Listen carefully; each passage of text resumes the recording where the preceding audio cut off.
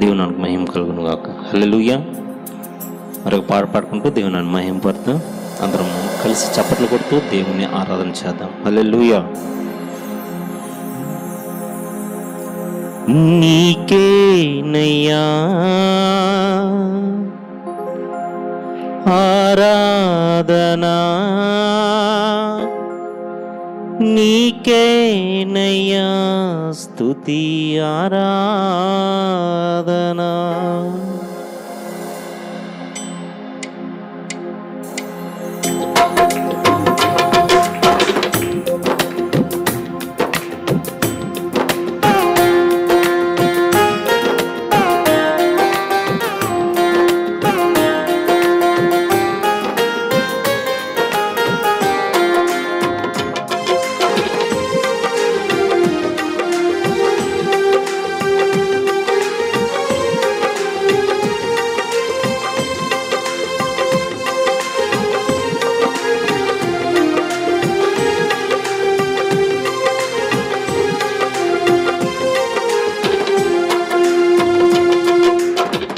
ఆశ్రయుడా నా యేసయ్యా స్తుతి మహిమ ప్రభావము నీకేనయ్యా. ఆశ్రయుడా నా యేసయ్యా స్తుతి మహిమ ప్రభావము నీకేనయ్యా. విశ్వవిజేతవు నిన్నదాతవు నిత్య మహిమకు ఆధారము నీవు. విశ్వవిజేతవు సత్య విధాతవు నిత్య మహిమకు ఆధారము నీవు. లోక సాగరాన కృంగిన వేళ నిత్యమైన కృపతో వాత్సల్యము చూపి నన్ను చేరదీసిన నిర్మలుడా, నీకేనయ్యా ఆరాధనా, నీకేనయ్యా స్తుతి ఆరాధనా, నీకేనయ్యా ఆరాధనా, నీకేనయ్యా స్తుతి ఆరాధనా. ఆశ్రయుడా నా యేసయ్యా స్తుతి మహిమ ప్రభావము నీకేనయ్యా.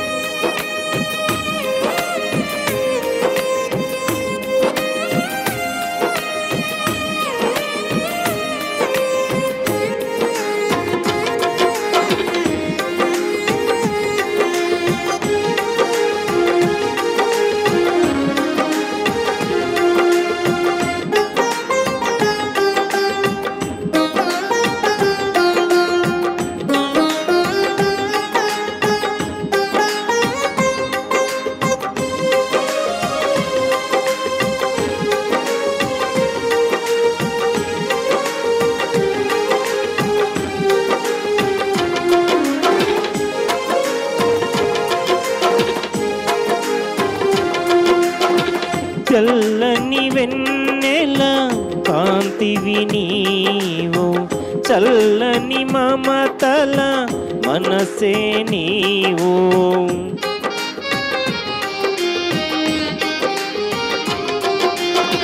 తెల్లని వెన్నెల కాంతివి నీవు, చల్లని మమతల మనసే నీవు. కరుణను చూపి కలుషము బాపి నన్ను ప్రేమించిన ప్రేమవు నీవు. కరుణను చూపి కలుషము బాపి నన్ను ప్రేమించిన ప్రేమవు నీవు. జనులకు దైవం జగతికి దీపం నీవుగాక ఎవరున్నారు, నీవే నీవే ఈ సృష్టిలో కొనియాడబడుచున్న మహారాజు నీవే నీవే, ఈ సృష్టిలో కొనియాడబడుచున్న మహారాజు.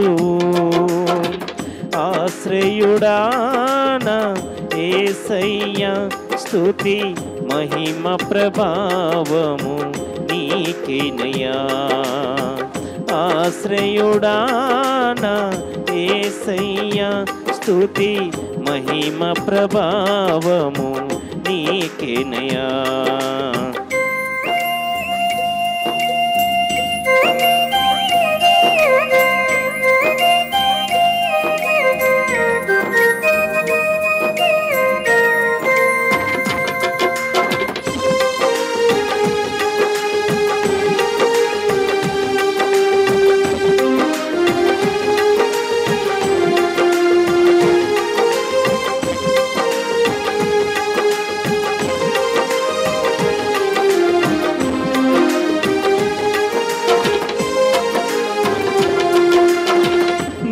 చిత్తముకై అరుణోదయమున అర్పించెదను నా స్తుతి అర్పణ.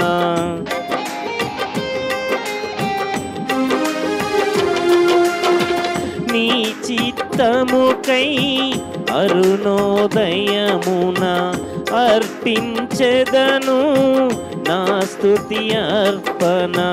పరిశుద్ధులలో నీ స్వాస్థ్యము యొక్క మహిమైశ్వర్యమునే పొందుటకు, పరిశుద్ధులలో నీ స్వాస్థ్యము యొక్క మహిమైశ్వర్యమునే పొందుటకు ప్రతి విషయములో స్తుతి చెల్లించుచు పరిశుద్ధాత్మలో ప్రార్థించెదము. పరిశుద్ధుడా పరిపూర్ణుడా, నీ చిత్తమే నాలో నెరవేర్చుమా. పరిశుద్ధుడా పరిపూర్ణుడా, నీ చిత్తమే నాలో నెరవేర్చుమా. ఆశ్రయుడానా యేసయ్యా, స్తుతి మహిమ ప్రభావము నీకేనయ్యా. ఆశ్రయుడానా యేసయ్యా, స్తుతి మహిమ ప్రభావము నీకేనయ్యా. విశ్వవిజేతవు సత్య విధాతవు, నిత్య మహిమకు ఆధారము నీవు. విశ్వవిజేతవు సత్య విధాతవు, నిత్య మహిమకు ఆధారము నీవు. లోక సాగరాన కృంగిన వేళ నిత్యమైన కృపతో వాత్సల్యము చూపి నన్ను చేరదీసిన నిర్మలుడా, నీకేనయ్యా ఆరాధనా. నీకేనయ్యా స్తుతి ఆరాధన. పరమంత్రం నీకేనయ్యా ఆరాధనా.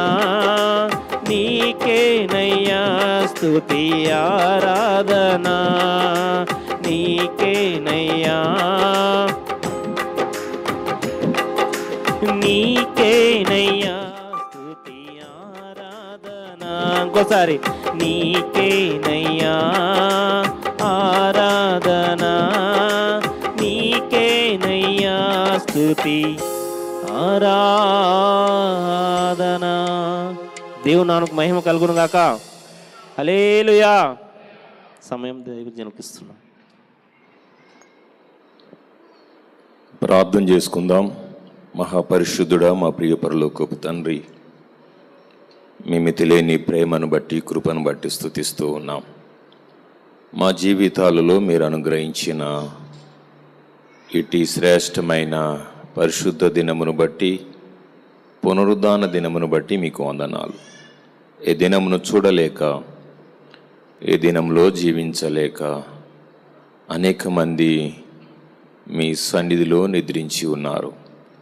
నిద్రించిన వారి కంటే మేము గొప్పవారమని కాదు, కానీ ఇది కేవలం మీ ఉచితమైన కృపని జ్ఞాపకం చేసుకుంటూ మీకే మా స్తుతి ఆరాధన సమర్పిస్తూ ఉన్నాం. ఇంతవరకు మీ పాటల చేత ఆయన మిమ్మల్ని గన్నపరిస్థితి. ఈ ప్రత్యేక సమయంలో మీ మాట వినుటకు మేము సిద్ధపడుతూ ఉంటుండగా, పరిశుద్ధాత్మ దేవ, మీ పరిశుద్ధాత్మ సహాయము మాకు అనుగ్రహించండి. మీ మాటలు ప్రకటిస్తున్న నేను, అలాగే నీ మాటలు వింటున్న నీ బిడ్డలు నాయన, మాకు మీ మాటలు దీవెనకరంగా, మేలుకరంగా, ఆశీర్వాదకరంగా ఉన్నట్టుగా కృప చూపమని ప్రార్థన. మొదటి ఆరాధనలో మీ కృపను మేము పొందుకున్నాం. ఈ రెండవ ఆరాధనలో కూడా మీ కృపను మేము పొందుకున్నట్టుకు మీరు సహాయం చేయండి. వచ్చిన బిడ్డలు మీరు దీవించండి. రావలసిన వారిని సకాలము నడిపింపచేయమని. మాకు కాదు ప్రభు, మాకు కాదు, మీకే మా స్తుతి, ఘనత, మహిమ, ప్రభావములు ఆరోపిస్తూ నజరేయుడైన యేసు క్రీస్తు నామమున ప్రార్థిస్తున్న మా తండ్రి, ఆమేన్. క్రీస్తునందు ప్రియమైన జీసస్ లవ్స్ మినిస్ట్రీస్ విశ్వాసులారా, మీ అందరికీ క్రీస్తు పేరట శుభములు మరియు వందనాలు చెల్లిస్తూ ఉన్నాం. ఈ ఆదివారం ఈ రెండవ సర్వీస్లో మిమ్మల్ని చూడటానికి దేవుడు నాకు అనుగ్రహించినటి ఆధిక్యత, మీతో కలిసి ప్రభువును ఆరాధించేటువంటి ఆ ధన్యత, అలాగే దేవుని మాటలు మీతో కలిసి పంచుకోవటానికి దేవుడు నాకు అనుగ్రహించినటువంటి ఇటు భాగ్యమును బట్టి దేవునికి వందనాలు చెల్లిస్తూ ఉన్నాం.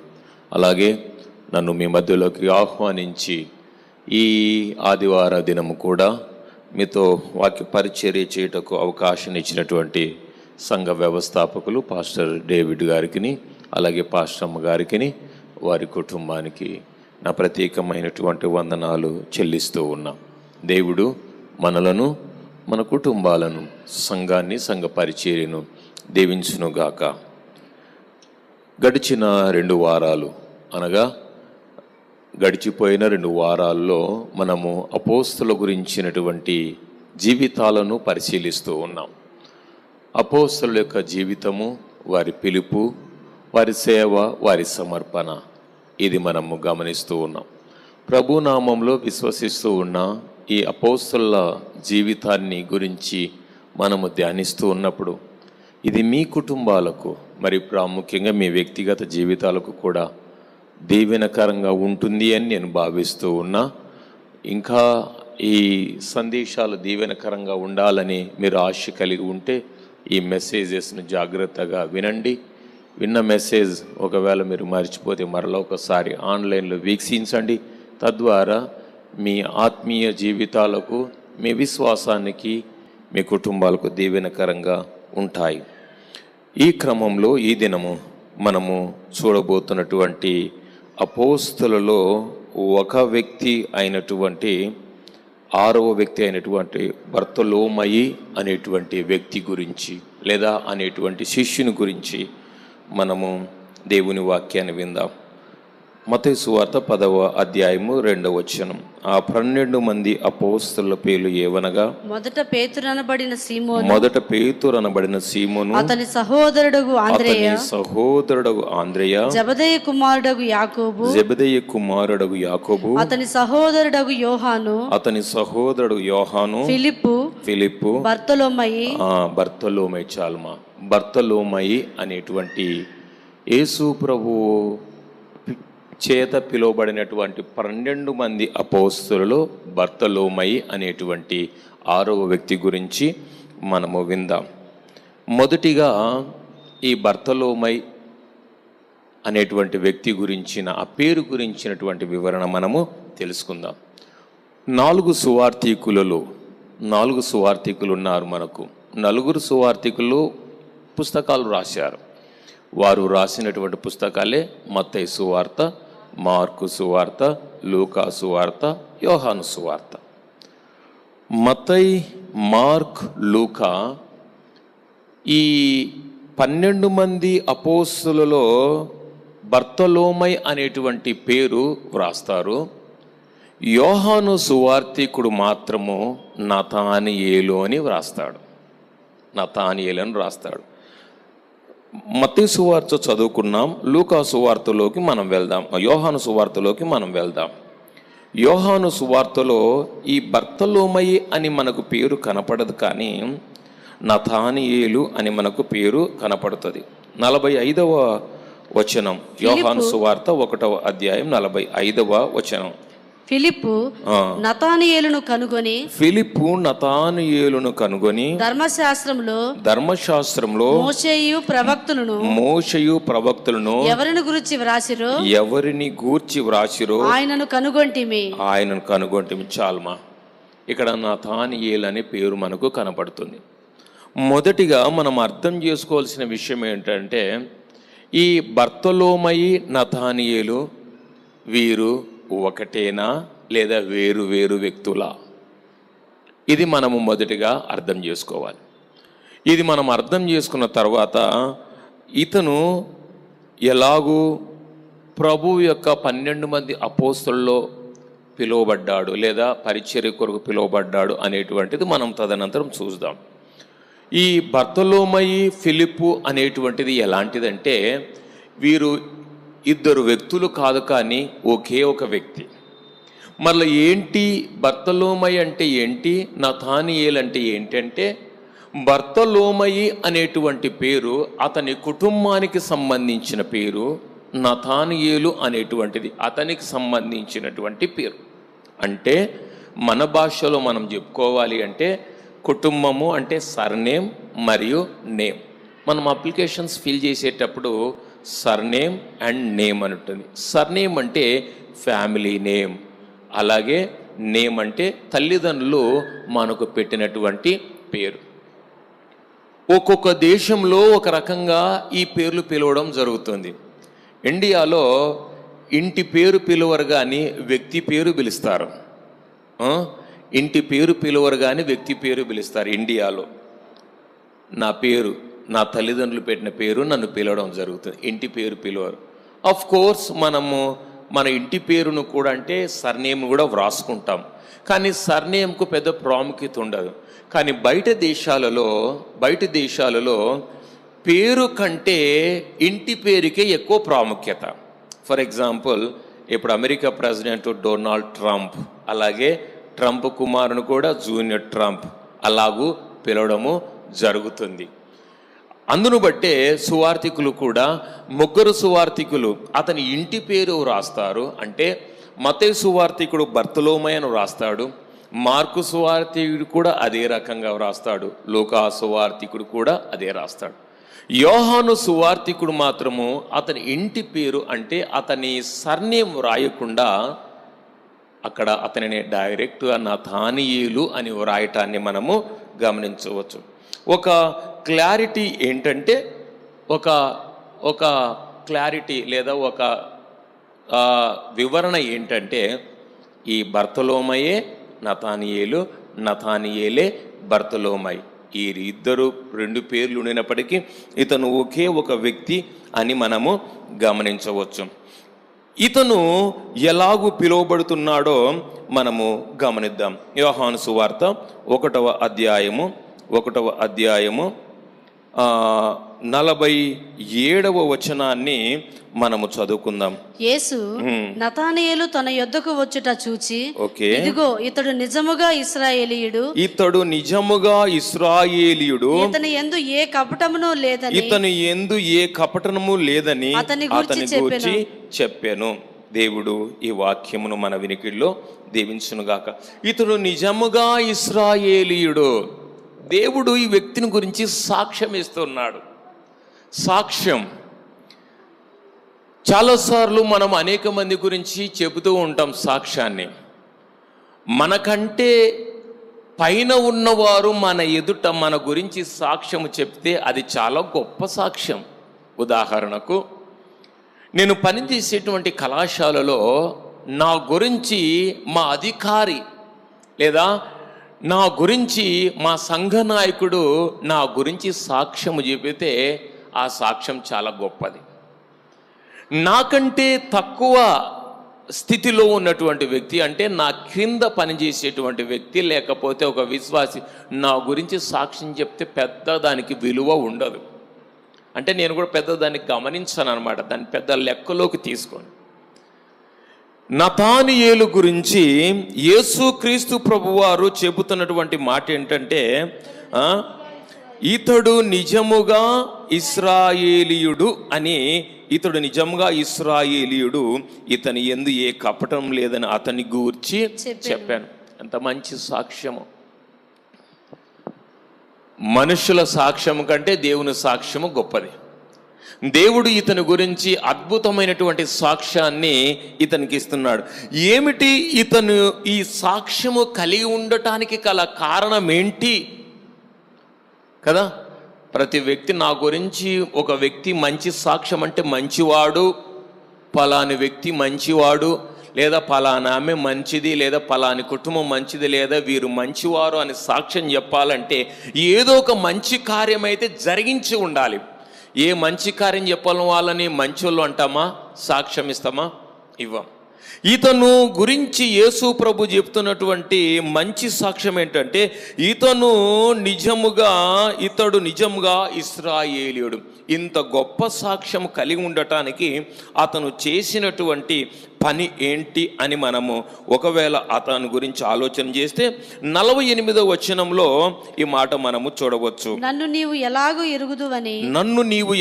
ఎరుగుదువని నతానియేలు ఆయనను అడుగగా యేసు ఫిలిప్పు నిన్ను పిలవక మునుపే అంటే, ఇక్కడ కొంచెం ఒక సెకండ్ ఆగుదమ్మా. ఫిలిప్పు అనేటువంటి శిష్యుడు యేసు ప్రభు యొక్క శిష్యుల్లో ఒక శిష్యుడు, అయ్యా నిన్ను ఫిలిప్పు నా దగ్గరికి పిలువ రాక మునిపే నిన్ను పిలువక మునిపే నీవు అంజూరపు చెట్టు క్రింద ఉన్నప్పుడే నిన్ను చూచితున్నని అతనితో చెప్పాను. అయ్యా నతానియేలు, నీవు నాకు ఎలాగో తెలుసు అని అనుకుంటున్నావు. నీవు మంచి ఇతడును ఇశ్రాయేలుడైన నా గురించి నువ్వు సాక్ష్యం చెప్తున్నందుకు ఆశ్చర్యపోతున్నావు. నీకు ఇంకో విషయం చెప్తా చూడి, నీవు ఆ అంజూరపు చెట్టు కింద నిన్ను పిలువక మునిపే నేను నిన్ను ఎరుగుదును. ఇప్పుడు అంజూరపు చెట్టు గురించి 2 మాటలు మనము నేర్చుకోవాలి. ఫిగ్ ట్రీ అంటాం కదా, ఏమంటాం ఇంగ్లీష్లో? ఫిగ్ ట్రీ అంటాం. ఈ అంజూరపు చెట్టు అనేటువంటిది ఇది దేనికి గుర్తు అంటే ఆత్మీయ జీవితానికి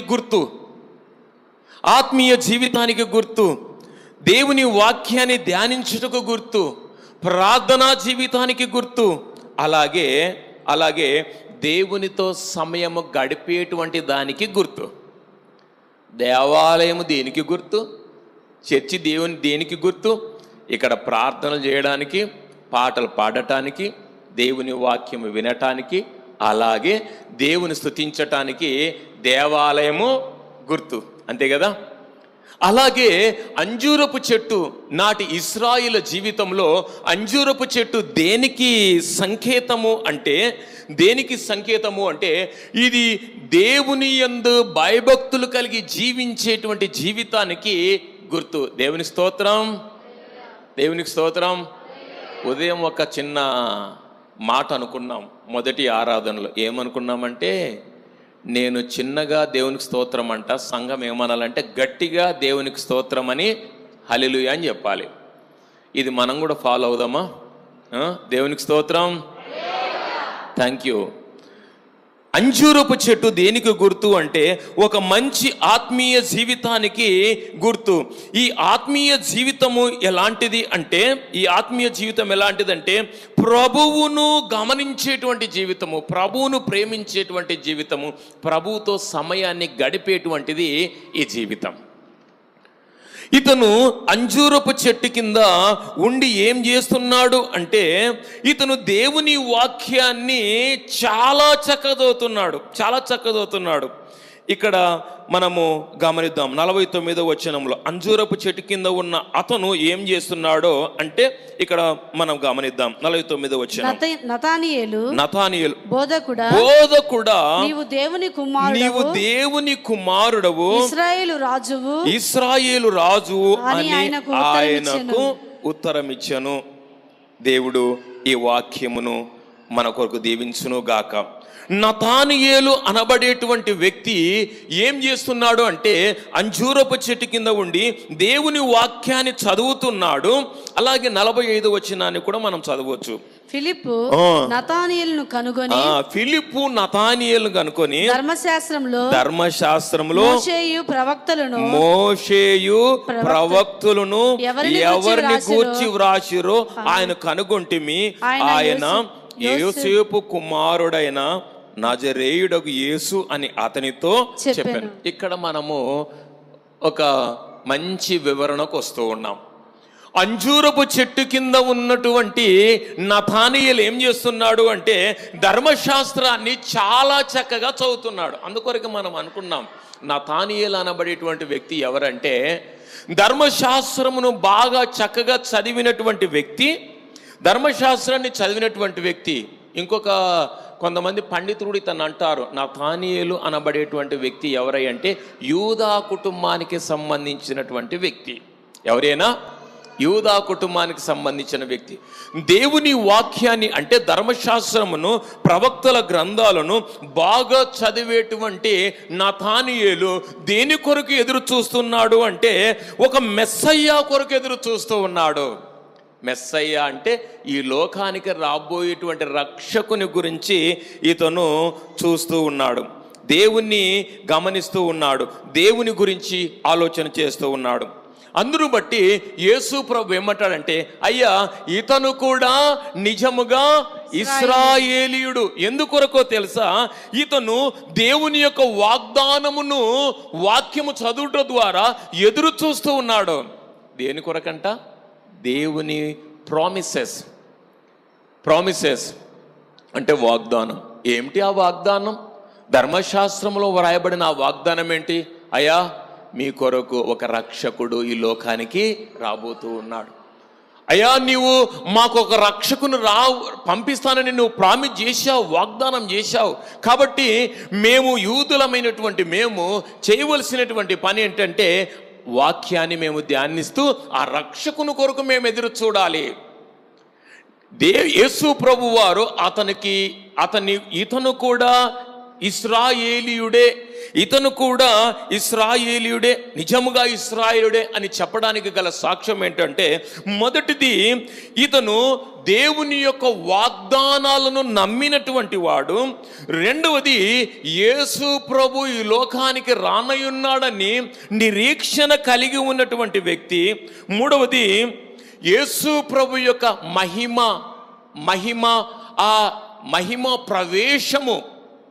మహిమ ప్రవేశం అంటే యేసుక్రీస్తు ఆ గ్లోరియస్ అపియరెన్స్. యేసు ప్రభు వారు మహిమలో ఈ లోకానికి రాబోతున్నాడు అని ఆయన వచ్చి నశించేటువంటి ఇశ్రాయేలీయులను లేదా శ్రమ పడుతున్నటువంటి ఇశ్రాయేలును రక్షించుటకు ఆయన ఈ లోకానికి రాబోతున్నాడు అని లోకము వైపు చూడక, ఈ మాట మీరు గమనించాలి, లోకము వైపు చూడక ధర్మశాస్త్రమును చాలా చక్కగా ధ్యానిస్తున్నటువంటి వ్యక్తి నతానీయేలు అని మనం గమనించాలి. ఈ మొదటి మాట ద్వారా మనము అర్థం చేసుకోవాల్సిన ఆత్మీయ సత్యం ఏంటంటే దేవుని బిడ్డలముగా ఈ లోకములో జీవించేటప్పుడు మనల్ని ఇబ్బంది పరిచేటువంటి అనేకమైన సమస్యలు మనకు వస్తాయి. మనల్ని ప్రభు యొక్క మార్గంలో నుంచి తొలగించేటువంటి అనేకమైన సమస్యలు వస్తాయి, శోధనలు వస్తాయి, ఇరుకులు వస్తాయి, ఇబ్బందులు వస్తాయి, బాధలు వస్తాయి, ఆర్థిక పరిస్థితులు వస్తాయి.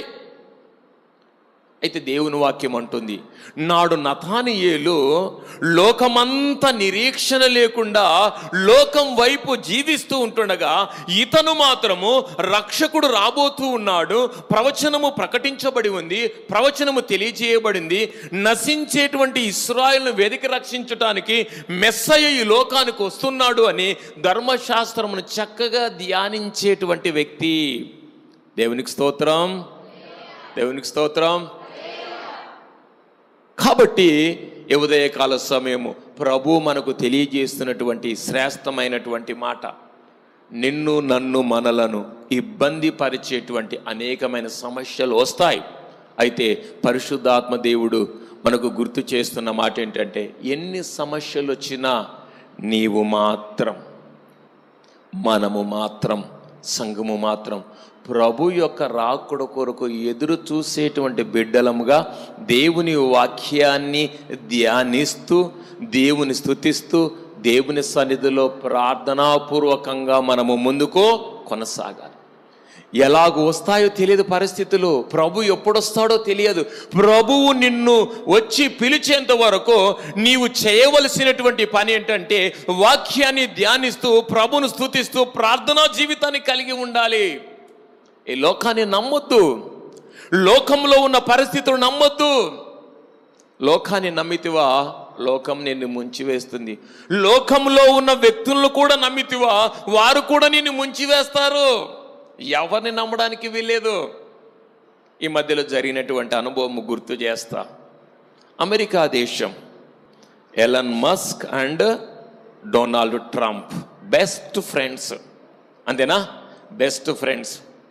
మిలియనీర్, ధనవంతుడు, ప్రపంచంలోనే ధనవంతులలో మొదటి వ్యక్తి ఎలన్ మస్క్. టెస్లా కార్ల సృష్టికర్త, స్పేస్ ఎక్స్ మరలా మనుషులను ఉపగ్రహంల మీదకి తీసుకుపోయేటువంటి రాకెట్స్ తయారు చేసేటువంటి వ్యక్తి మస్క్, ఎలన్ మస్క్ అంటాడు. అతను అమెరికా దేశంలో జీవిస్తూ ఉంటుండగా అమెరికా దేశ ఆ ప్రధానమంత్రి ఎన్నికలలో ట్రంప్కు సహాయం చేశాడు, డొనాల్డ్ ట్రంప్కు సహాయం చేశాడు. ఇద్దరు బెస్ట్ ఫ్రెండ్సే. అతను గెలవడానికి ఇతను సహాయపడ్డాడు, అతని బిజినెస్ బాగా రన్ కావడానికి డొనాల్డ్ ట్రంప్ సహాయపడ్డాడు. మంచి ఫ్రెండ్సే. అందరూ అనుకున్నారు వీళ్ళిద్దరు కలిశారు ఏం చేస్తారో అనుకున్నారు, కానీ ఏమి జరగలేదు. చివరికి ఏమైంది తెలుసా? వాళ్ళిద్దరు బెస్ట్ ఫ్రెండ్సే ఈరోజు డెడ్ ఎనిమీస్గా మారిపోయారు. ఏమయ్యారు? Dead enemies. ఈరోజు పేపర్ గమనించండి, మధ్యలో ఒక పెద్ద అగాధం వారికి ఏర్పరచబడుతుంది. మస్క్ అంటాడు, ఇక నేను ఏమాత్రం కూడా డొనాల్డ్ ట్రంప్తో నా సహవాసాన్ని, ఫ్రెండ్షిప్ను కొనసాగించను అంటాడు. డొనాల్డ్ ట్రంప్ అంటాడు, అది ఇంకా ఓల్డ్, దాని గురించి మేము మర్చిపోతున్నాము. ఆయన ఏమేమైతే ప్రభుత్వానికి వ్యతిరేకంగా ఆ ట్యాక్సెస్ చేశాడో వాటన్నిటి గురించి మేము ఆలోచన చేస్తున్నాము అంటారు. అంటే ఆయనది ఈయనదవుతున్నాడు, ఈయన ఆయనదవుతున్నాడు. నేను ఇక్కడ చెప్పవలసిన మాట ఏంటంటే, మనుషులు అనబడేటువంటి వారు నీవు ఉపయోగపడితే నిన్ను ఉపయోగించుకుంటారు, నీవు ఉపయోగపడకపోతే నిన్ను దూరంగా పెట్టేస్తారు. అంత మాత్రమే కాకుండా నిన్ను లోకానికి ఒక క్రూరమైన వ్యక్తిగా చూపిస్తారు. అందుకొరకే ఉదయకాలం నతానియేలు గురించి మనము వాక్యం వింటుండగా ప్రభు మనకు తెలియజేస్తున్నాడు, లోకమును నమ్మొద్దండి, లోకపు యొక్క ఆశల వైపు వెళ్ళొద్దండి. అఫ్కోర్స్ లోకంలో మనం జీవించవలసిందే, కానీ నీవు లోకంలో ఉండిన భక్తి కలిగిన జీవితము నువ్వు జీవించగలిగితే క్రీస్తు ప్రభు వారి యొక్క రెండవ రాకడలో ప్రభు నిన్ను పిలుచుకుంటాడు. అయ్యా, అమ్మ, మీరు నా దగ్గరికి రండి. దాని కొరకైనటువంటి మన జీవితము, ఈ లోకము కొరకైనటువంటిది కాదు మన జీవితము. అందుకొరకే క్రైస్తవుడు అనబడినటువంటి వ్యక్తి లేదా క్రీస్తుని వెంబడించేటువంటి వ్యక్తి ఈ లోకం కొరకుగాన జీవిస్తే ఆయన కంటే, ఆమె కంటే దుర్భరమైన జీవితం ఇంకొకటి లేదు. మన జీవితం ఈ లోకం కొరకు కాదు, కానీ పరలోకం కొరకు, నిత్య జీవం కొరకు అని మనము గమనించాలి. నతానియేలు లోకం వైపు చూడక, అంటే యేసు ప్రభువు ఆయనను పిలువక మునుపు లోకం ఎలాగుందో తెలుసా? చీకటి. 400 సంవత్సరములు చీకటి, దేవుడు మాట్లాడడం లేదు, యాజకుడు లేడు, దేవుడు లేడు, ప్రవక్త లేడు, ప్రవచనం లేదు. ఇలాంటి కాలంలో కూడా, ఇలాంటి కష్టకాలంలో కూడా నతానియేలు అనేబడేటువంటి వ్యక్తి అంతం వస్తుంది అని అందరూ భావిస్తుంటే అంతము రావడం లేదు. ఈ లోకాన్ని కలుగజేసిన సర్వశక్తిమంతుడు ఈ లోకంలో జన్మించబోతూ ఉన్నాడు అని నిరీక్షణ కలిగి ఈ లోకంలో జీవిస్తూ ఉన్నాడు. ప్రియ దేవుని కుటుంబమా, దేవుని బిడ్డలారా, ఉదయకాల సమయం దేవుడు మనతోనే మాట్లాడుతున్నాడు.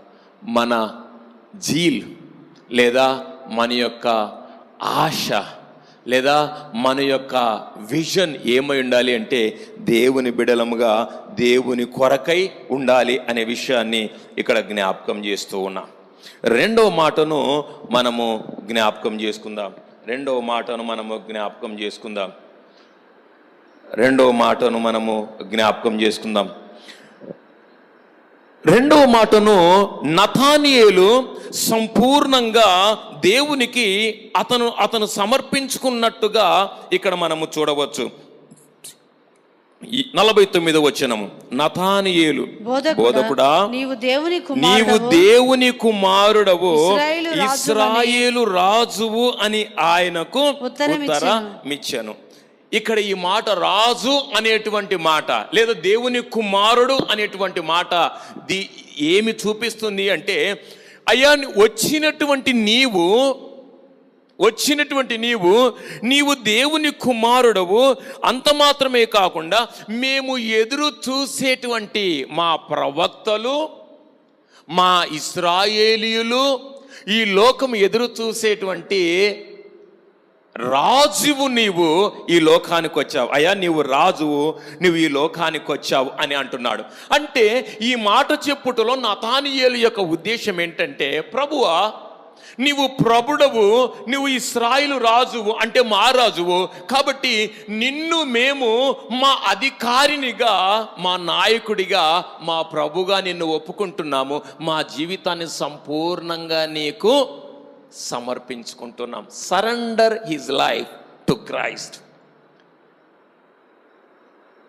రాజు వచ్చాడు, యేసు ప్రభు వచ్చాడు, చూసి విడిచిపెట్టలేదు. కానీ అయ్యా నువ్వు నిజంగా ఇశ్రాయేలుకు రాజువు, నీవు దేవుని కుమారుడు, కాబట్టి మేమేం చేస్తున్నామంటే మా జీవితాన్ని నీ కొరకు సమర్పించుకుంటున్నాం. మేము ఎదురు చూసేటువంటి రాజు నీవు వచ్చావు, మేము ఎదురు చూసేటువంటి ప్రభువు నీవు వచ్చావు, దేవుని కుమారుడు ఈ లోకానికి వచ్చావు, కాబట్టి ఎదురు చూసేటువంటి నీవు వచ్చావు, కాబట్టి నీకేం చేస్తున్నామంటే మా జీవితాన్ని సంపూర్ణంగా నీకు సమర్పించుకుంటున్నాం. రాజు అనేటువంటి మాట ఈ నూతన నిబంధన గ్రంథంలో 3 సార్లు ఉపయోగించబడుతుంది. ఒకసారి గమనించండి. మత్తయి సువార్త 27వ అధ్యాయము 42వ వచనం. 27వ అధ్యాయం 42వ వచనం. వీడు ఇతరులను రక్షించెను, తన్ను తానే రక్షించుకొనలేడు, ఇశ్రాయేలు రాజు కదా. ఇశ్రాయేలు రాజు కదా. మొదటిగా యేసు ప్రభుకి ఉపయోగించినటువంటి రాజులలో ఇక్కడ మొదటిగా మనం చూస్తున్నాం. అలాగే మార్కు సువార్తికుడు కూడా 15:32లో ఇశ్రాయేలు రాజగు క్రీస్తు, రాజగు క్రీస్తు. యోహాను సువార్త 12వ అధ్యాయము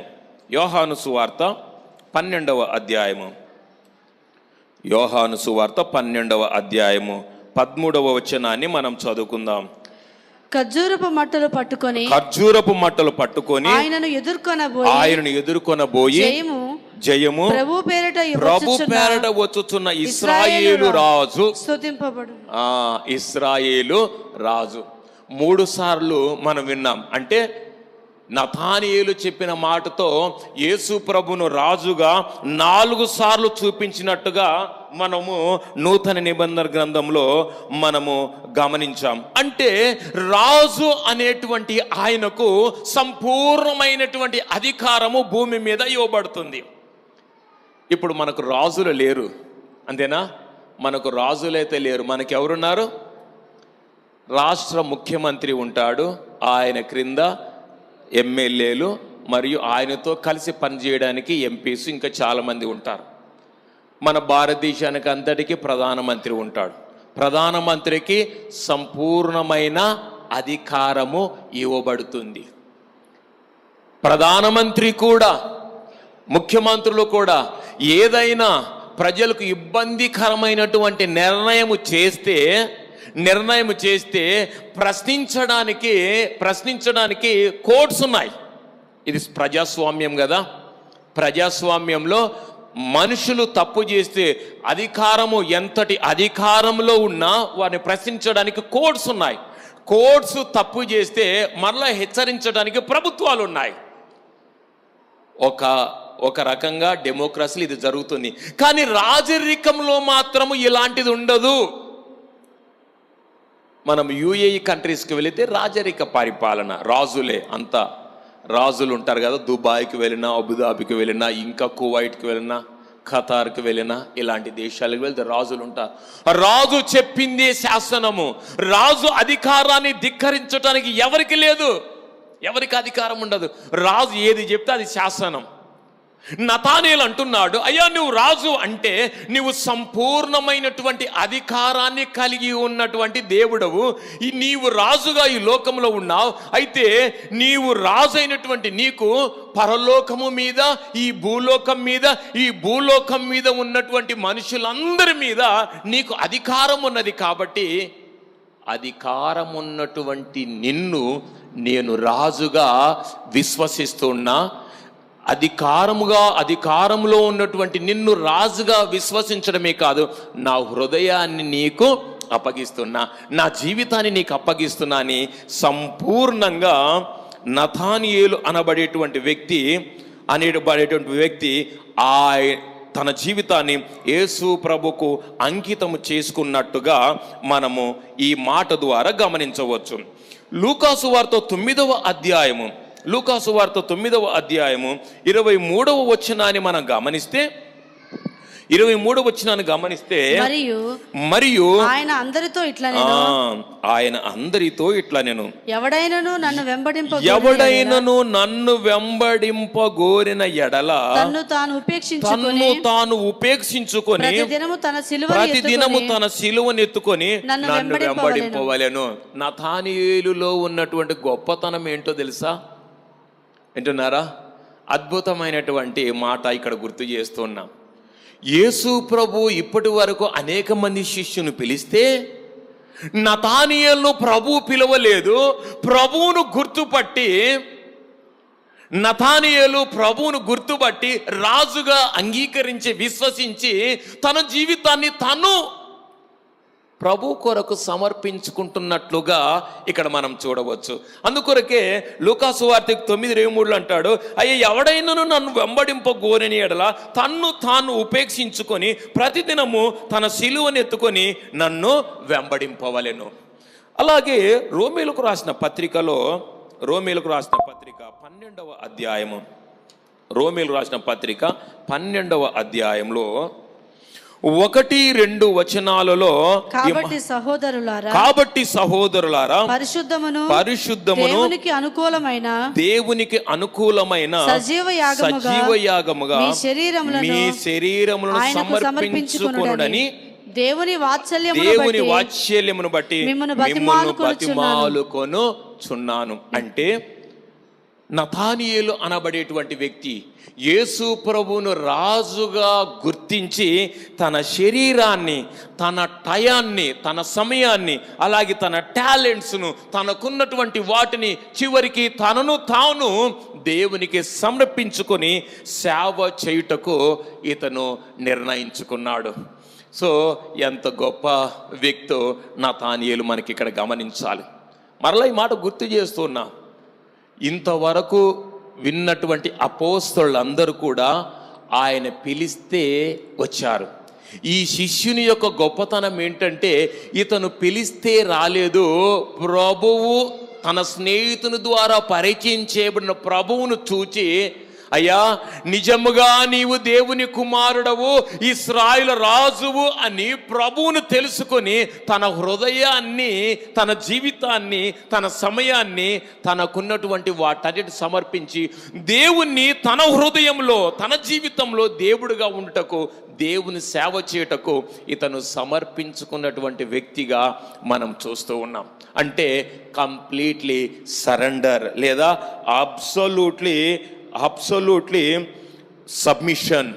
అంటే ఇక తన కొరకు ఏమి దాచుకోలేదు. ప్రభువా నీ ఉంటే నాకు చాలయ్యా, పాట పాడతాం కదా, నీ ఉంటే నాకు చాలు యేసయ్యా, నీ వెంటే నేను ఉంటానేసయ్యా. పాట కాదు ఇక్కడ, ప్రాక్టీస్. ఇది ఏంటిది? పాట పాడడం కాదు, ఇది ప్రాక్టీస్. మాటల్లో చెప్పడం కాదు, క్రియారూపకమైనటువంటి జీవితము. ప్రభువా నీవు రాజు, నేను నీ కొరకు నా జీవితాన్ని నీ కొరకు సమర్పిస్తున్నా. నువ్వేది చెప్తే అది, నువ్వు ఎలా చెప్తే అలాగూ, నువ్వు ఏం చేయమంటే అది నేను చేస్తా. సంపూర్ణమైనటువంటి సమర్పణ. దేవునికి సమర్పించుకోబడినటువంటి జీవితాలు ధన్యకరమైనటువంటి జీవితాలు. ప్రభువును గణపరుద్దాం. విశ్వసించిన వారు చప్పట్లు కొట్టి ప్రభువును స్తుతిద్దాం. దేవునికి సమర్పించుకున్న జీవితాలు ధన్యకరమైన జీవితాలు. దేవునికి ఇస్తే దేవుడు మరలా నీకు ఇస్తాడు. దేవునికి నీ జీవితాన్ని సమర్పిస్తే ఆ దేవుడు నీ జీవితాన్ని ఆశీర్వదిస్తాడు. ఆ దేవుడు నీ జీవితాన్ని ఆశీర్వదిస్తాడు. దేవుడు నిన్ను విడిచిపెట్టడు. అందుకొరకు యాకోబు 4:7 కూడా అద్భుతమైనటువంటి మాట గుర్తు చేస్తాడు. యాకోబు రాసినటువంటి పత్రిక 4వ అధ్యాయము 7వ వచనం, కాబట్టి దేవునికి లోబడి ఉండుడి, అపవాదిని ఎదురించుడి, అప్పుడు వాడు మీ యొద్ద నుండి పారిపోవును. ఈ ఉదయకాల సమయం మనం చేయవలసిన పని ఏంటంటే, యేసు ప్రభువును రాజుగా గుర్తించి మన జీవితాలను సమర్పించుకుంటే ఎవరు పారిపోతారంట? అపవాది పారిపోతాడు. చాలాసార్లు ఈ మాట చెప్తూ ఉంటాం, అనుకుంటాను కానీ చేయలేకపోతున్నా సార్, వదిలిపెట్టాలనుకుంటున్నా కానీ వదిలిపెట్టలేకపోతున్నా సార్, విడిచిపెట్టాలనుకుంటున్నా కానీ విడిచిపెట్టలేకపోతున్నా సార్, చూడకూడదు అనుకుంటాను కానీ చూడలేకపోతున్నా సార్, చెయ్యకూడదు అనుకుంటాను కానీ చెయ్యలేకుండా ఉండబోతున్నాను సార్. ఈ బలహీనమైన మాటలు మనం మాట్లాడుతూ ఉంటాం. కారణం ఏంటో తెలుసా? నీ హృదయంలో దేవుడు లేడు కాబట్టి, నీ హృదయంలో అపవాది ఉన్నాడు కాబట్టి నీవు ఇంకా బానిసవే.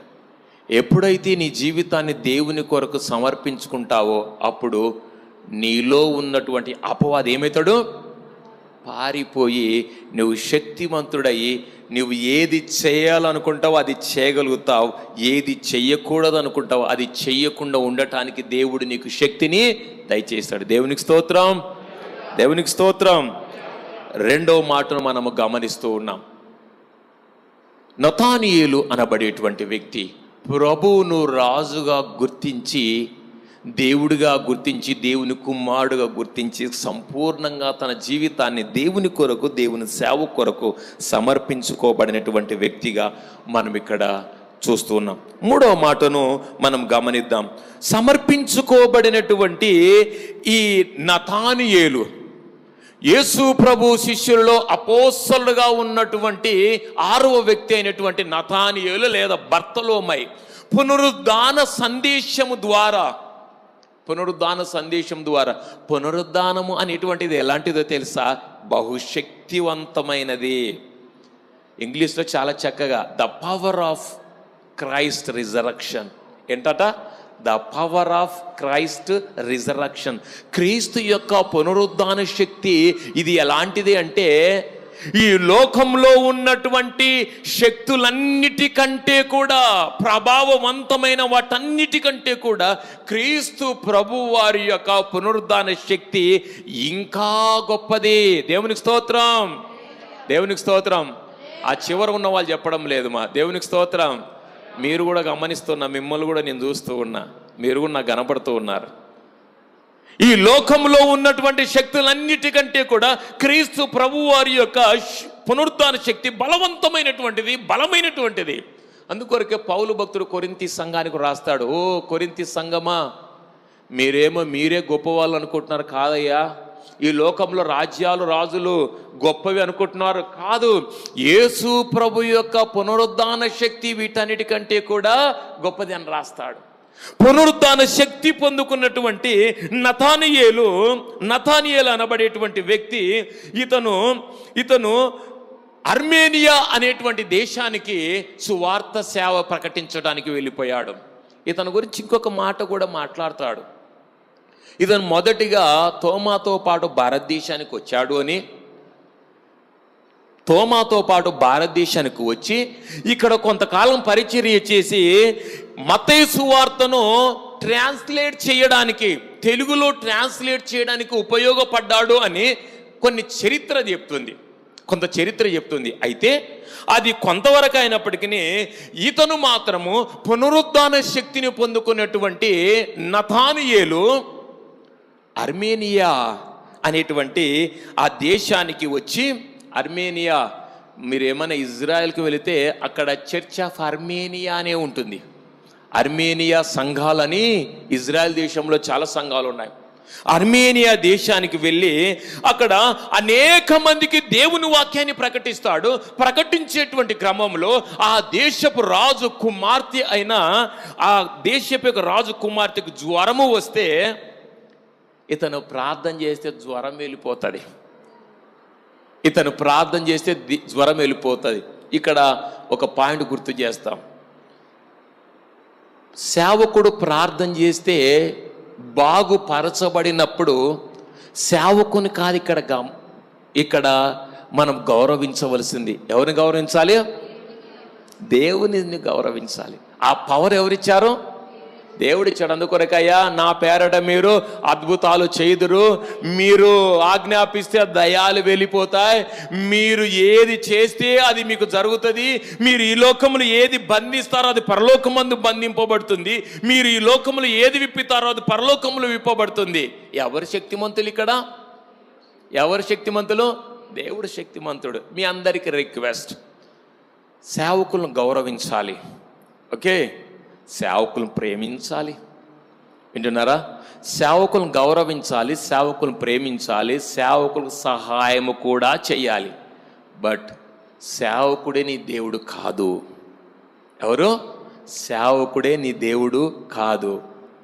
సేవకుడే నీకు పరలోకాన్ని ప్రసాదించాడు. పరలోకాన్ని ప్రసాదించగలిగినది పరలోక రాజు, పరలోకపు దేవుడు మాత్రమే. ఈ నతానియేలు అనబడేటువంటి వ్యక్తి అర్మేనియా దేశపు యొక్క కుమార్తె జ్వరముతో బాధపడుతూ ఉండగా ఇతను వెళ్ళి ప్రార్థన చేస్తే ఆమెకు సంపూర్ణమైన విడుదల. ఇక ఆ అద్భుతము చేత అర్మేనియా దేశంలో అనేక మంది ప్రభు నమ్ముకోబోతుంటుండగా, అనేక మంది, వాస్తవమే కదా, మనలో ఎవరికైనా అద్భుతం జరిగితే ఇంకా ఎక్కువ ప్రభుని నమ్ముకోవడానికి అవకాశం. అందుకొరకు సాక్ష్యం అప్పుడప్పుడు మనం చెప్పిస్తూ ఉంటాం. లాస్ట్ వీక్లో ఇద్దరు మన సంఘ సభ్యులు సాక్ష్యాన్ని చెప్పారు. సాక్ష్యం ఎందుకు చెప్పిస్తామంటే వారు విశ్వాసం బలపరచబడుతుంది, విన్నటువంటి వారికి కూడా విశ్వాసం బలపరచబడుతుందని సాక్ష్యం చెప్పిస్తాం. ఈ మాటలు అర్మేనియా దేశంలో అనేక మంది తెలుసుకున్న ద్వారా, అయ్యో ఈ దేశపు యొక్క రాజు కుమార్తె జ్వరంతో బాధపడుతుంటే ఒక సేవకుడు అనబడేటువంటి వ్యక్తి, యేసు ప్రభు గురించి ప్రకటించబడేటువంటి వ్యక్తి ఈ దేశానికి వచ్చి ప్రార్థన చేస్తే ఆ బిడ్డను జ్వరము విడిచిపోయింది అని చెప్పగానే అనేక మంది ప్రభుని నమ్ముకోవడం ప్రారంభించారు. ఏమైంది? అనేకులు ప్రభుని నమ్ముకోవడం ప్రారంభించారు. ఎప్పుడైతే దేవుని పని జరుగుతుందో అక్కడ సాతాను తన పని చేయడం ప్రారంభిస్తాడు. అర్థమవుతుందా? మీ కుటుంబాల్లో మంచి జరుగుతుందా?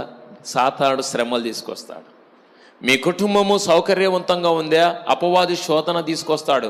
సంఘ పరిచర్య బాగా జరుగుతుందా? ఎవనికో వగని ద్వారా సంఘంలో సాతాను ప్రవేశిస్తాడు.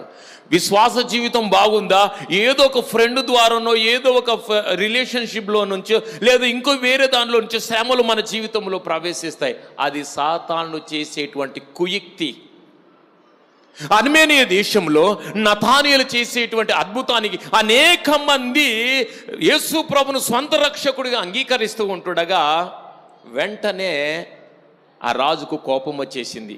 ఏంటి ఈయన ఎవరో, నా కుమార్తెకు బాగైనందుకు ఈ దేశమంతా కూడా యేసుప్రభు నమ్ముకుంటున్నారు, మా దేవతలు దేవుళ్ళు విడిచిపెట్టారు, ఈయన ఇలాగూ చేయడానికి వీల్లేదని అతని వెంటనే బంధించి సిలువకు అతన్ని అప్పగించడానికి ప్రయత్నం చేశాడు. సిలువ వేశారు. చూశారా, మనుషులు ఎలాంటి వాళ్ళంటే మేలు చేస్తే కూడా మేలు మర్చిపోయి కీడు చేసేటువంటి వారు. ఏం చేస్తారు? మేలు చేస్తే కూడా మేలు మరిచిపోయి మేలు చెయ్యకపోగా ఏం చేస్తారంట? మరలా కీడు చేసేస్తారు. అది మనుషుల తత్వం. మేలు పొందిన ఈ రాజు మేలును అనుభవించక మేలుకు కృతజ్ఞత చూపకపోగా మరలేం చేస్తున్నాడు? అతన్ని బంధించి సిలువ మరణానికి అప్పగించాడు. ఇతను ఎలాగో సిలువ మరణానికి అప్పగించాడో తెలుసా? ఇతను పైకి తల క్రిందకు కాలు కాదు, కానీ క్రిందకు తల పైకి కాలు వేసి, అంటే అప్ అండ్ డౌన్. చాలా ఘోరమైన మరణం కదా. సిలువ మరణమే, వింటున్నారమ్మా? సిలువ మరణమే ఘోరమైన మరణం. మరలా తల క్రిందకు వేసి కాళ్ళు పైకు పెట్టి సిలువ మరణం ఇంకా ఎంత వేదన ఉంటుందో మీరు గమనించాలి. ఇంత తీవ్రమైనటువంటి వేదనలో కూడా, ఇంత తీవ్రమైనటువంటి బాధలో కూడా దేవుని వాక్యాన్ని ప్రకటించకుండా ఉండలేకపోయాడు. దేవునికి స్తోత్రం, దేవునికి స్తోత్రం. చిన్న శ్రమకే బాధపడిపోతూ ఉంటాం. చిన్న శ్రమకి చర్చికి రాకుండా వెళ్ళిపోతూ ఉంటాం. చిన్న శ్రమకి దేవుని దూషిస్తూ ఉంటాం. చిన్న బాధకే సహించలేక ఇతరులను నిందిస్తూ ఉంటాం. నతానియేలు అనబడేటువంటి వ్యక్తి ఘోరమైనటువంటి శిక్ష అనుభవిస్తూ కూడా దేవుని వాక్యాన్ని ప్రకటించడం మానుకోలేదు. రాజు అనుకుంటే దెబ్బలకు కొదువ. రాజు ఇంకా ఘోరం. రాజు అనుకుంటే దెబ్బ కొదవలేదు. రాజు కోపం వచ్చేసింది. షడ్రక్ మెషక్ అబేద్నెగోలను ఎలాగైతే వాళ్ళని అగ్నిగుండంలో అది ఇంకా మంట పెంచారో అలాగూ ఈ రాజు కూడా కోపం వచ్చింది. అయ్యో, ఈ నతానియేలు అనబడేటువంటి వ్యక్తి సిలువకు వేస్తే కూడా, తల్ల క్రిందలుగా సిలువ వేస్తే కూడా ఇంకా వాక్యాన్ని ప్రకటిస్తున్నాడు కాబట్టి అతని చర్మాన్ని తీయండి. ఎంత ఘోరమైనటువంటి శిక్ష! చర్మాన్ని, స్కిన్, ఆ చర్మాన్ని ఆ సిలువ మీద అతను వేలాడుతూ ఉంటుండగా అతని శరీరాన్ని తీస్తే ఆ ఘోరమైనటువంటి స్థితిలో కూడా సువార్త ప్రకటిస్తూ చివరికి తల కొట్టించబడి, అంటే శిరఛేదనం చేయబడి హతసాక్షి అయిపోయాడు. ఈరోజు రిజల్ట్ ఏంటో తెలుసా?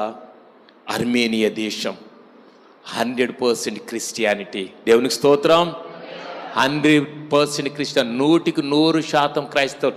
ఒక వ్యక్తి చేసినటువంటి పరిచర్య, ఒక వ్యక్తి యొక్క జీవితము ఆ దేశాన్ని మార్చివేసింది. దేవునికి స్తోత్రం.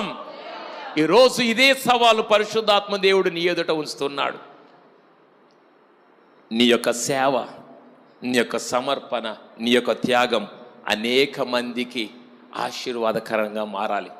నతానియేలు నాలాగు మనిషే, కానీ సేవ చేసి అర్మేనియా దేశాన్ని అతను దేవుని కొరకు సంపాదించాడు. చివరికి ప్రభు కొరకు హతసాక్షి అయిపోయాడు ఈ లోకంలో, కానీ పరలోకంలో శాశ్వతమైనటువంటి స్థానాన్ని అతను పొందుకున్నాడు. తలలు వంచుకుందామా? కళ్ళు మూసుకుందాం, ప్రార్థన చేద్దాం.